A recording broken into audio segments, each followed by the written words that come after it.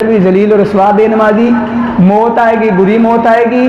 और जब मौत के बाद कब्र में जाएगा, कब्र के अंदर भी जिल्लत और रसवाई है। जो आपके सामने ये रवायत मुकम्मल कर दूं, कब्र के अंदर सबसे पहले फरमाया कि उसकी कब्र को तंग कर दिया जाएगा। तंग कैसे किया जाएगा?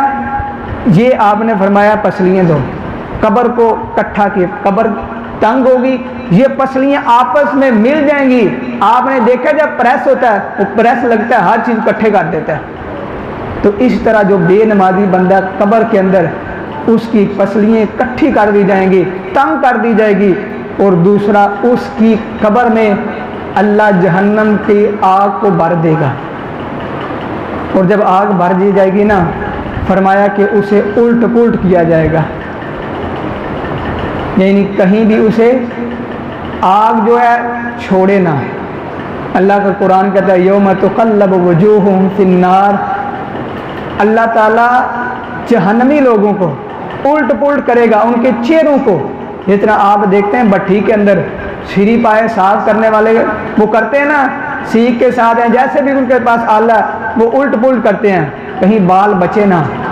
फरमाया इस तरह कब्र के अंदर भी बेनमाजी बंदे को आग के अंदर और उल्ट पुल्ट किया जाएगा। कि दूसरी सज़ा कहाँ है? कब्र के अंदर।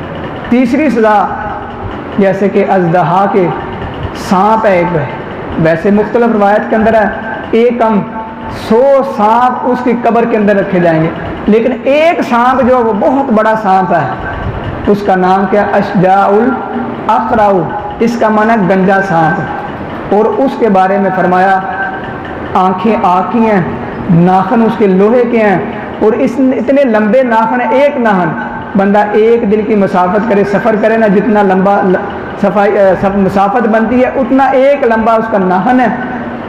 और जब वो मारेगा ना, फरमाया कि वो कहेगा, आता जाएगा, कहेगा आना अशजाउल अक़राउ, मैं गंजा सांप हूँ। और उसकी आवाज़ ऐसी होगी जैसे बादल गरजते हैं ना, बिजली गरजती है, बंदा डर जाता है ना, उसी तरह बेनमाजी बंदा डरेगा। और आता जाएगा, वो कहता जाएगा आना अशजाउल अक़राउ, ओ मैं गंजा सांप हूँ। और साथ ही मारेगा, कहेगा मेरे अल्लाह ने मुझे हुक्म दिया है, तूने फजर की नमाज छोड़ी है, फजर से लेकर ज़ोहर तक मेरे अल्लाह ने मुझे हुक्म दिया है, मैं तुझे मारना है। वो फजर से लेकर ज़ोहर तक मारता रहेगा, मारता रहेगा। एक ज़रब मारेगा, 70 गज ज़मीन के अंदर वो बंदा जाएगा, फिर वो नाहन से बाहर निकालेगा। ये कब्र के अंदर अज़ाब है। आज हम क्या करते हैं, कोई बंदा कहने हैं तेरी चारपाई के ऊपर एक बिच्छू है, पूरी रात सोते नहीं, कि सो जाता बंदा बेफिक्र होकर सोता है? नहीं सोता। कहना नहीं यार, जब तक इसे मैं अपने बिस्तर से अलग नहीं करूँगा, देखूँगा नहीं, मैं पूरी रात नहीं सोऊंगा। वो कितना बदनसीब है वो मुसलमान, वो कलमा पढ़ के तुझे नबी अलैहिस्सलाम ने फरमाया वो बेनमाजी बंदे की कब्र के अंदर इतने सांप है, और तू लापरवाही के साथ सारी रात सोया रहता है, फजर की अज़ान हो जाती फिर भी सोया रहता है। पता चला तुझे अपने घर या अपने बच्चे, अपने यानी कोई बंदा भी उसने कह दिया बिच्छू है, तुझे उस बात के ऊपर यकीन तो आ गया, लेकिन नबी अलैहिस्सलाम की ज़बान के ऊपर यकीन ना है, कब्र के अंदर इतने सांप होंगे। वो सांप मारेगा, क्या करेगा? कहेगा मुझे अल्लाह ने हुक्म दिया फजर से ज़ोर तक तुझे मारना है। एक नमाज छोड़ी है, बाद बंदे कहते मैं 3 पढ़ी ने 4 पढ़ी है कि छड़ी, कोई मसला नहीं, मैं नमाजी हाँ, लेकिन रब का हुक्म 4 नमाजों का नहीं, मेरे अल्लाह का हुक्म 5 नमाजों का है। कितनी नमाजें फ़र्ज हैं? तो जो 4 पढ़ता है तो वो अल्लाह को हुक्म मान रहा है कि अपनी मर्जी कर रहा है, अपनी मर्जी करता है ना।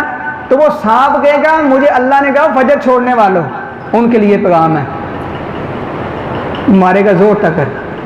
जब ज़ोहर की नमाज जिसने छोड़ी है, उसे ज़ोहर से असर तक मार पड़ेगी, और जिसने असर की छोड़ी है, असर से मगरब तक मार पड़ेगी, और जिसने ईशा की छोड़ी है, सारी रात ही मार पड़ेगी।